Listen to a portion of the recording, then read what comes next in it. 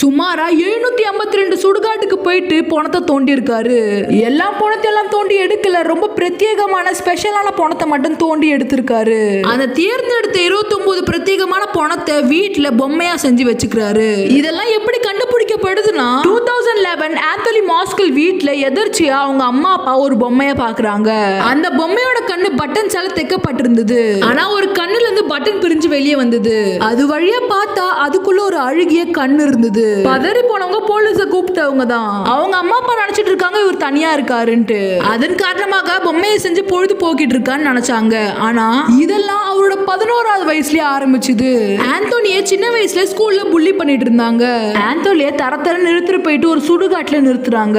ஆந்தோனிய அங்க இருக்க ஒரு சின்ன பொண்ணோட பணத்தை கிஸ் பண்ணிட்டு ரொம்ப ஃபோர்ஸ் பண்ணாங்க. பயத்துல அந்த பணத்துக்கு கிஸ் பண்ணிடுறாரு. அந்த ஃபீலிங் அவருக்கு ரொம்ப வித்தியாசமாவும் ரொம்ப பிடிச்சமாவும் இருந்தது. அதனாலேயே 750 கல்லறையில இருந்து 29 பொம்மையை செலக்டிவா தூக்குறாரு. அதுல ஒரு குழந்தையோட பொம்மை கூட தான் 9 வருஷம் டைம் ஸ்பெண்ட் பண்ணிருக்காரு. என்னடா அந்த குழந்தை பணத்தை பண்ணேன்னு உங்க மனசுல தோணலாம். அவர் ஒன்னும் பண்ணலங்க, அவர் பொண்ணு மாதிரி அவர் பாத்துக்கிட்டாரு. ஆமாங்க, இவரால சைல்டு அடாப்ட் பண்ண முடியாது ரஷ்யால. அண்ட் இவருக்கு கல்யாணமும் ஆகல. அதனால இந்த பணத்தோட பொம்மையை குடும்பமா நினைச்சிருக்காரு.